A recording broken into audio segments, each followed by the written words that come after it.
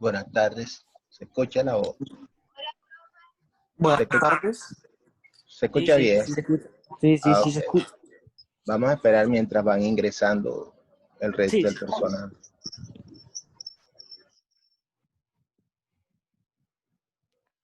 Oye, ¿qué toca?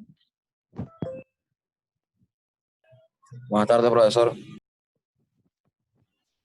¿Cómo está? ¿Cómo le va?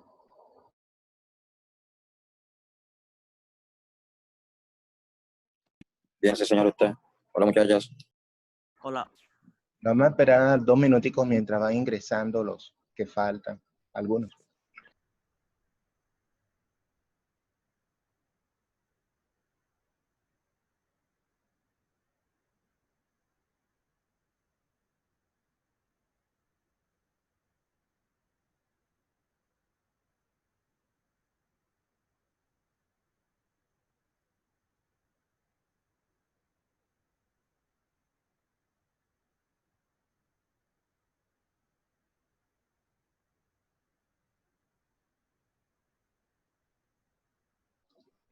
Ahí se ve, sí se ve la diapositiva.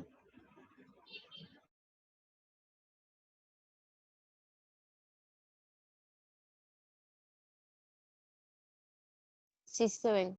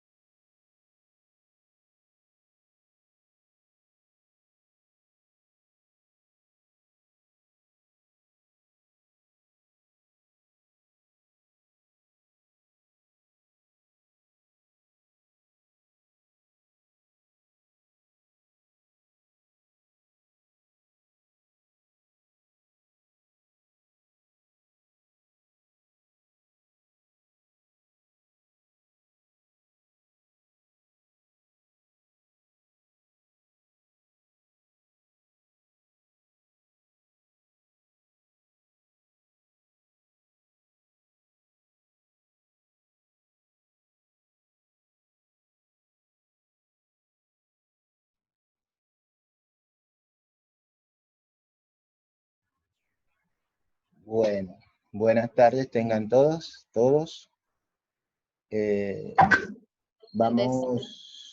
Vamos precisamente hoy a plasmar un poquito más la concepción cuantitativa, o sea, ese razonamiento que nosotros debemos aplicar en las matemáticas para resolver problemas.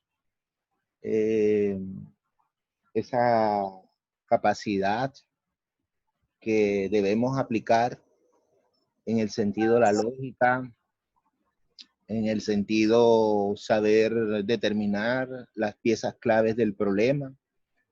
Por eso los profesores insistimos que hay que leer siempre el enunciado, desmenuzarlo y darle como que ese tratamiento especial para poder identificar las cosas que debemos identificar en ellas.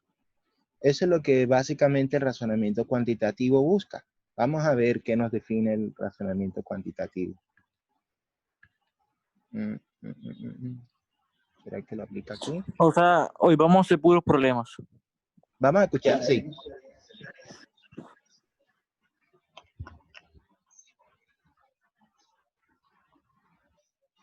¿Sí se escucha? No. Vamos a ver un momento. Yo creo que ahora sí. De datos que son cuantitativos. Sí se escucha. O también puede considerarse los objetos matemáticos, que estos pueden encontrarse en distintos formatos, ya sea un texto a partir del cual se toma la información y se responde unos planteamientos.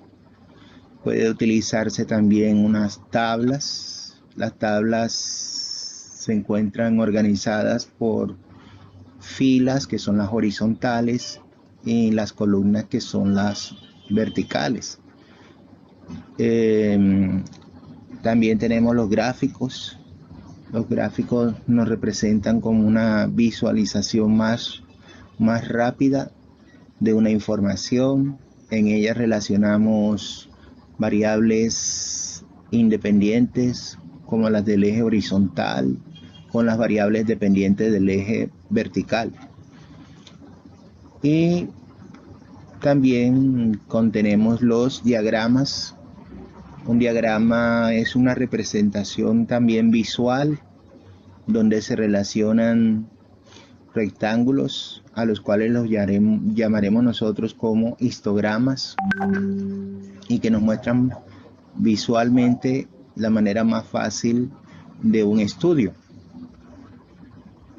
Y en última instancia tenemos los esquemas. Los esquemas también nos permiten visualizar de una manera más precisa y sencilla una situación que se esté estudiando. Por ejemplo, si ustedes observan, hablaremos hoy acerca del razonamiento cuántico. Bueno, si podemos apreciar muy bien, después de lo que se describió anteriormente, podemos darnos a la tarea de poder describir muchos aspectos. Estos aspectos, más que nada, deben de quedar claros. Vamos a ir indagando cada uno. Estos son los elementos que van a aparecer generalmente dentro del razonamiento cuantitativo. De ahí se vas a sacar unas explicaciones, vas a sacar unas formulaciones, unos problemas. Vamos a encontrar... Pero esto es como las gráficas, ¿no? ¿Cómo? Estos son parecidos a las gráficas. Son gráficas. Sí, son las gráficas, sino que, como su nombre lo indica, cuantitativo viene de números, que vamos a sacar una información pertinente de acuerdo a la información que nos están presentando, ya sea visual, tabular o gráfica, ¿sí? O los esquemas que se mencionan. Por ejemplo, en los circulares, ayer vimos algunas características de ellos, por ejemplo, la representación porcentual de las cosas. Vamos a ver. A continuación tenemos un diagrama de pastel. Estos diagramas de pastel son muy útiles para representar estudios de una manera porcentual.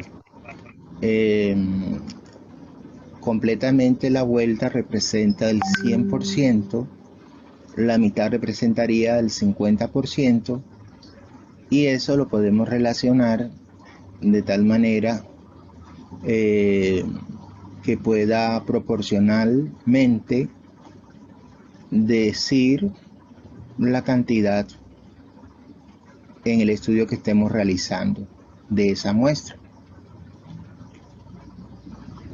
Tendremos más abajo, se aprecia, tendremos una representación más común en matemáticas y en los estudios que se hacen, una relación entre una variable independiente, que es la que representa al eje de las X, con relación al eje de las Y, que sería la llamada variable dependiente, puesto que depende de los valores de la X. En una gráfica se relaciona más fácil el comportamiento que tiene las variables de acuerdo a los cambios que se estén tomando ya sea en el tiempo o ya sea de la variable independiente. Podemos ver valores mayores en la medida que suben o valores menores en la medida que bajan o valores más estables cuando son completamente líneas o curvas que también lo pueden ser horizontales. Eso es una representación gráfica. También podemos apreciar en este momento una tabulación que se le dice normalmente tabla de valores. Antiguamente se le llamaba tabla de datos, pero lo correcto es tabla de valores. Una tabla de valores tiene un encabezado, está formado por una matriz o cuadrícula que si se mira horizontal de izquierda a derecha, estaríamos viendo las filas que serían las horizontales. Y si miramos de arriba hacia abajo, veremos las columnas. Cada columna encabeza con un nombre referente a la variable o referente a la medida que se esté tomando de lo que estemos estudiando. Eso es lo esencial.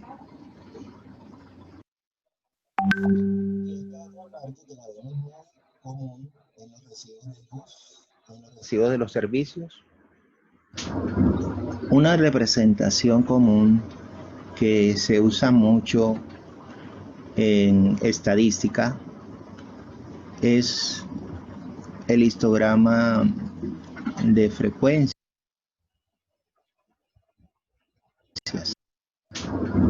Una representación común que se usa mucho en estadística es el histograma de frecuencias. En el histograma de frecuencias, eso se detiene ahí. Bueno, frecuencias.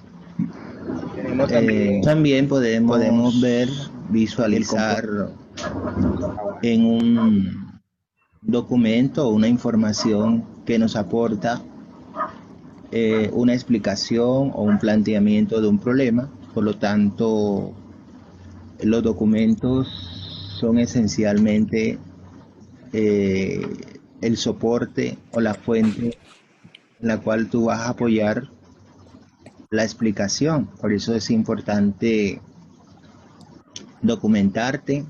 Mauricio, ¿qué haces? Y tenerlo en cuenta ¿Qué? al momento de hacer una justificación. No hagas una justificación si no tienes unas evidencias o unos soportes para tal estudio. Y finalmente, lo que es un esquema también que, por último, a la derecha observamos lo que se conoce en la teoría de conjuntos, también en estadística y la lógica, el uso de estos diagramas que son los llamados, o esquemas, también se le puede decir, son los llamados diagramas de Venn, que son círculos que están cerrando conjuntos que tienen, cada conjunto tiene características comunes propias y que esos conjuntos los podemos intersectar. Fíjense ahí, se ven cruzados y en esa región que está cruzada, es una zona común que hay entre los dos conjuntos. Básicamente se emplea en las teorías de conjuntos, que esa es otra parte de el estudio de las matemáticas. Y precisamente ese estudio de las matemáticas conjuga interpretar un diagrama de esos, de Venn, por lo menos para que tengan una idea, porque yo creo que ustedes no han tocado teorías de conjuntos. Si vemos dos conjuntos que están cruzándose mutuamente, Es algo que tienen en común. Exacto, eso es lo que le damos el nombre de intersección. Si nos podemos dar cuenta ahí mismo en el ejemplo que vemos, el conjunto A representa a los que les gusta el tenis y el conjunto B los que les gusta el rugby. y en esa intersección va a aparecer dos nombres que son dos personas que le gusta comúnmente el tenis y practican simultáneamente el rugby. ¿Qué es el ¿Sí? rugby? El rugby es un deporte que realmente es internacionalmente conocido, lanzamientos, que básicamente tiene sus reglas, pero en sí no es tanto saber el rugby. El interesante aquí es ver la teoría que nos encierra la teoría de conjuntos, ¿sí? Los conjuntos, cuando se intersectan, es que tienen elementos comunes. Vamos a encontrar una serie de preguntas, por eso estoy introduciendo de esta manera hoy, porque vamos a utilizar todos estos elementos para extraer preguntas tipo de análisis cuantitativo. Entonces, ¿hay alguna pregunta hasta ahí que no le haya quedado como que claro? Todo claro. Está claro, bien. Entonces, arrancamos. Hablaremos podemos apreciar en este diagrama de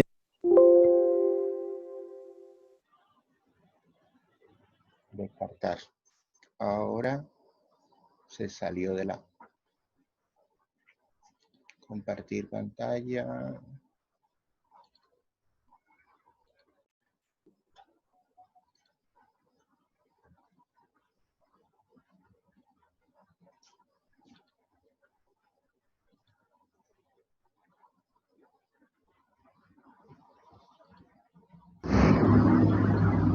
Hablaremos hoy acerca del bien. Recordemos, hay algo que recordar aquí también, que hay dos términos que siempre los estudiantes confunden. El término de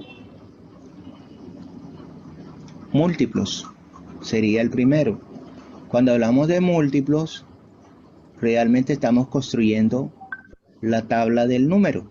Por ejemplo, si yo le dijera a un estudiante, dime cuáles son los múltiplos de 2.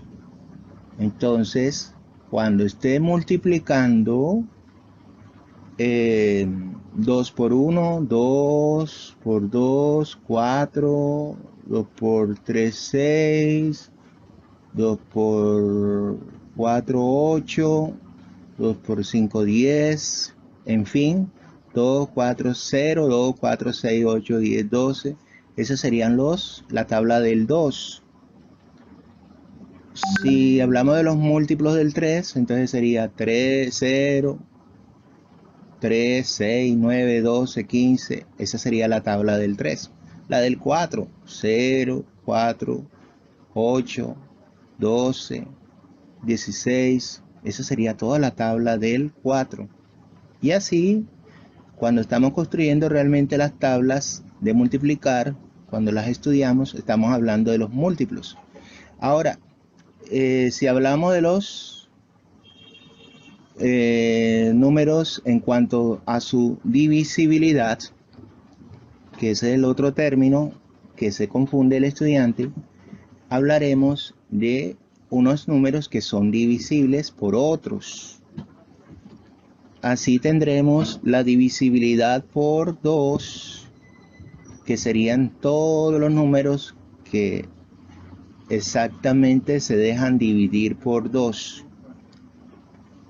Y para ello hacemos una prueba para saber inmediatamente de la manera más rápida cuáles son divisibles por 2. Simplemente miramos el último número que forma la cifra y si termina en esos números que vemos allí, 0, 2, 4, 6, 8, que son los números pares, entonces ya podemos decir que eso es un número que es divisible por 2. Miren el caso del 822. Ahí podemos decir claramente que el 822 es divisible por 2. Se deja dividir exactamente entre 2. No le va a sobrar residuo. Y acostumbramos a decir los matemáticos que ese número 822 tiene mitad. De la misma manera podemos descubrir los números que son divisibles por 3. Para descubrirlo tenemos que hacerle una prueba al número. Y esa prueba consiste en sumar las cifras del número y si ese resultado lo encontramos dentro de la tabla del 3, ahí entonces podemos asegurar de que ese número es divisible por 3. Se deja dividir exactamente entre 3 y tampoco va a sobrar residuo. Por eso la divisibilidad nos permite a nosotros encontrar divisiones exactas siempre.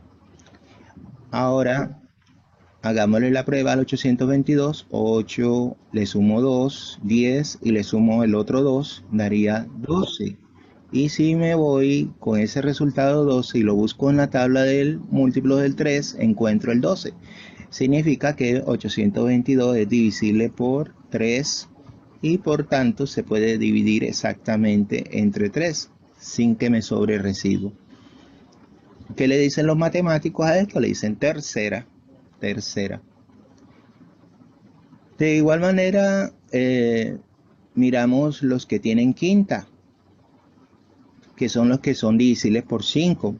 Y la prueba que se le hace al número es mirar si el último número termina en 0 o en 5. Esa es la sencilla razón. Miramos ahí, el 822 no termina ni en 0 ni en 5. Quiere decir que 822 no se divide exactamente entre 5. O sea que no es divisible entre 5. No me sirve decir eso. Ahora haremos la prueba con los demás números que vemos a la derecha. Y si queremos averiguar la divisibilidad entre 6, mira que se deben cumplir dos condiciones al mismo tiempo. Que la divisibilidad sea entre 2, o sea que le hacemos la prueba del 2 que hicimos arriba, si termina en número par. Y también le hacemos la prueba de la divisibilidad en 3, que consiste en sumar las cifras que forman el número y encontrarlo en la tabla de múltiplos del 3. Casualmente ese mismo 822 ya le hicimos la prueba. Es divisible por 2 porque termina en par y a la vez también es divisible por 3 porque al sumar los tres números que forman la cifra nos da 12 y ese 12 lo encontramos en la tabla del 3. Entonces, ahí claramente nos estamos dando cuenta que ese número 822 es divisible por 3 números, e incluso por el 1, que es el que también serían 4 números. Vamos a encontrar algo curioso, que cuando los números tienen más de 2 números divisibles, esos son los llamados números compuestos, que tienen más de 2 números por los cuales. Y aquellos casos en donde ya no tengan sino divisibilidad por la unidad y por el mismo número, encontraremos que son los llamados números primos. El único par primo es el 2 y subsiguiente van 3, 5, 7 infinitos. O sea, es una opción bien importante que tengas claro. Vamos a pregunta número 1. En clase, el profesor de matemáticas le pide a sus estudiantes que hallen números que cumplan de manera simultánea las siguientes condiciones. Sea divisible por 2 y por 5. Al dividirlo entre 4, su residuo sea 2. Andrés plantea que un número que cumple estas condiciones es 40. Respecto a la respuesta de Andrés, será verdadero afirmar que A es incorrecta porque 40 es divisible por 10. B es correcta porque 40 es divisible por 5 y por 2. C es incorrecta porque al dividir 40 entre 4 se obtiene un residuo diferente a 2. D es correcta porque el producto de multiplicar los números 2, 5 y 4 es 40. Muy bien. Vamos a hacer un ejercicio que es el día de ayer. la ley del descarte. ¿Qué no puede ser lógico aquí como respuesta? ¿Qué descartamos?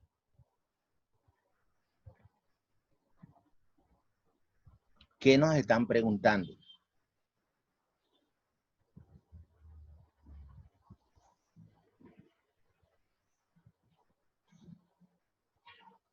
A ver, propongan. Pues iniciando por abajo, ¿no? ¿Cuál? Porque multiplicar los números 2 y 5 a 2. Es, Espera, que esa, no había visto el 4.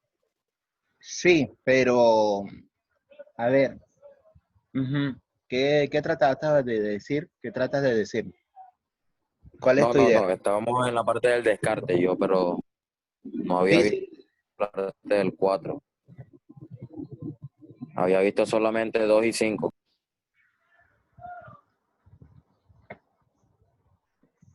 Fíjate que te están preguntando es por condiciones de divisibilidad. Mira que está siendo claro el enunciado. Y cuando tú estás tomando el 2, el 5 y el 4, estás tomando factores. Para mí Por la eso. respuesta es la C. ¿Cómo? Sí, pero vamos a Para mí tratar. La D, la respuesta ¿Cómo? es correcta porque el producto de multiplicar los números 2, 5 y 4 es 40. Pero mira lo que te está diciendo, las dos premisas, sea divisible por 2 y por 5. Y la siguiente, al dividirlo entre 4, su residuo sea 2. Por eso el residuo no es 2. Entonces, por eso es incorrecta, porque al dividir 40 entre 4 se obtiene un residuo diferente a 2. ¿Cuál sería? La C, profe. La C, la C. ¿Y cuál sería el residuo? Sí, se supone que es diferente a 2. Tiene que tener una justificación. Obvio. Obvio que Es 0. 40 entre 4 te da 0, el Es residuo. 0. Pero eso, o sea, ¿cómo va a ser 2? 0. ¿Listo? Sí. Claro. Pregunta a los demás. No vamos a crear problemas como ayer. Si hay alguien que tiene duda, pregunte. Vamos a respetar el habla de cada cual. Yo me esperé para responder. Ajá. ¿No hay duda? Bien, avanzamos. Sí. Pregunta 2.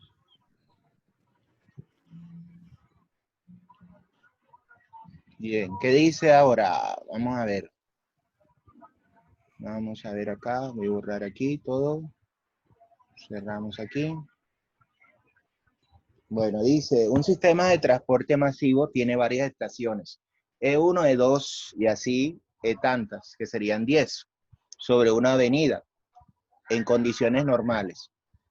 En condiciones normales, de una estación a otra, un bus demora 4 minutos y en cada parada 30 segundos.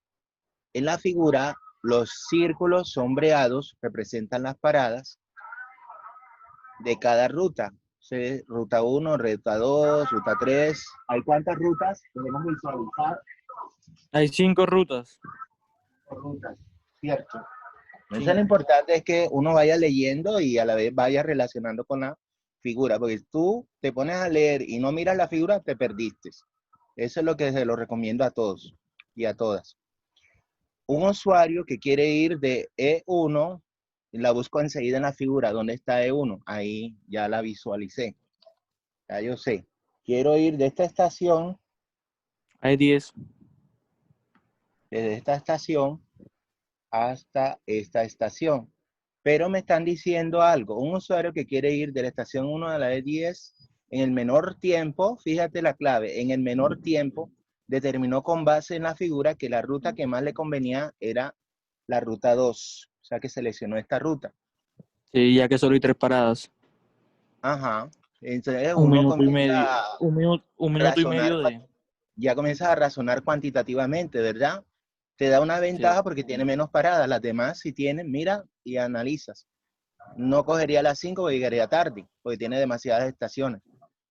Muy bien, entonces, y estimó que el tiempo que tardaría viajando en el bus así, se arrojan tres situaciones. Contó la cantidad de tramos entre estaciones consecutivas que habría en su recorrido, 10. 2. Multiplicó el número obtenido en 1 por 10 por la cantidad de minutos, 4, que tardará en 2, entre dos estaciones consecutivas, o sea, 40 minutos. Y 3, el resultado anterior le sumó 30 segundos por la parada que hará en E6, que son 40.5 minutos. 40 minutos y medio, es lo que en pocas palabras. Este procedimiento es incorrecto. ¿En qué paso? Dice A, 1 solamente, 1 y 2 solamente, en caso B. En el caso C, 2 solamente, o en el caso D sería 2 y 3 solamente. A ver, razonemos. Escucho sugerencias.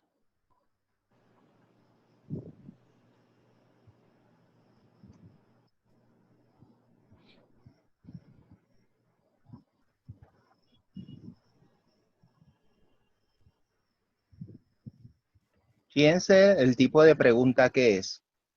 Te dan un enunciado, te dan una representación gráfica y te dan tres premisas que son las que están en números romanos. Bueno, yo deduco que la 3 no es. A ver, tiene que haber una justificación. ¿Por qué? ¿Por qué? Porque si por cada, o sea, por cada estación son 4 minutos y son 10 estaciones, serían 40 minutos. Pero ahí dice 40.5 pero el punto de que, o sea, no son 40.5 ya que son 3 paradas. Y en cada parada son 30 segundos, que sería 1 minuto y 30 segundos, lo cual serían 41 minutos con 30 segundos, se demoraría. Entonces, Exacto. la respuesta Descartamos sería eso. la D, Sería ya que falso. la D es la única que tiene la 3 como opción. Y ya no toca analizar más para mí. Pero para probar, vamos a la 2. Ya que la D dice 2 y 3 solamente.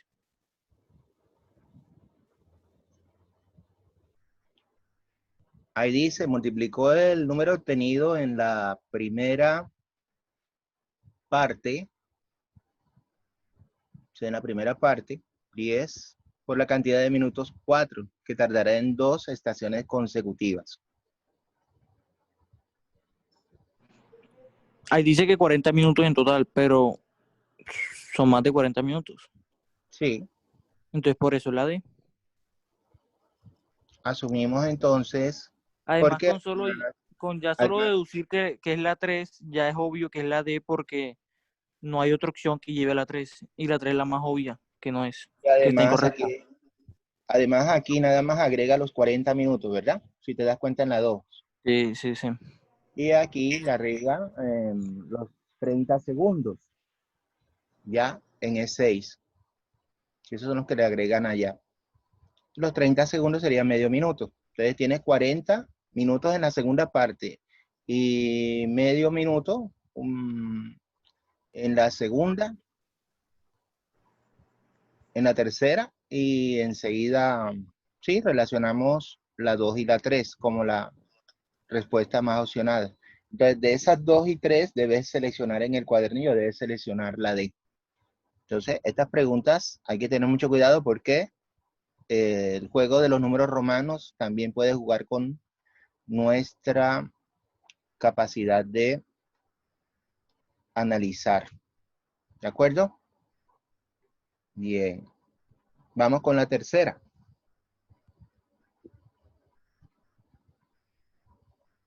Una empresa de mensajería necesita 3 camiones para hacer sus envíos en 3 ciudades diferentes, P, Q y R. Miremosla en la figura. ¿Dónde están? P, Q y R. La ubicación de las ciudades en una línea recta y las distancias se muestran en la gráfica. En el próximo mes se debe incluir a la ciudad S, que está, que es la ciudad del próximo mes, que se encuentra entre P y Q en la ruta semanal. Para calcular la distancia N, que es la distancia que tenemos que hallar, la del problema, entre P y S, es necesario que se conozca que A, la suma de la distancia de P a Q con la distancia de Q a R.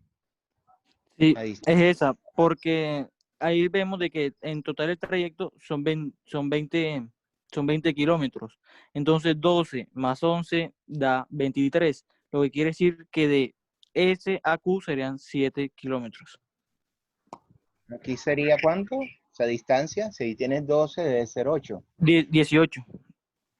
18, no será 8. Porque tienes 12, Porque, mira, son 20. de P a R son 20 en total. O sea, en toda la línea son 20 kilómetros. Pero de P a S son 11, entonces se ponen 11. Más lo que hay de Q a R, que son 12. 11 más 12 kilómetros serían 23.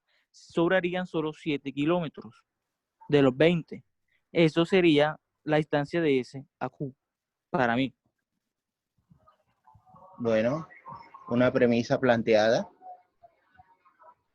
A ver, pero aquí no nos están dando como que esa respuesta numérica, sino cómo sería una manera verbal, ya más o menos, la posible solución. Dice que la premisa A dice que la suma de la distancia P aquí con la distancia Q a R. Te dice B, la distancia de S a Q, Es la B. y C nos dice que la distancia de P a Q, y D nos dice que la diferencia entre la distancia de P a Q y la distancia de Q a R. Tiene que haber una diferencia.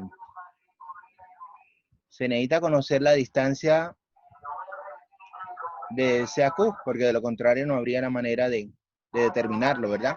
O al menos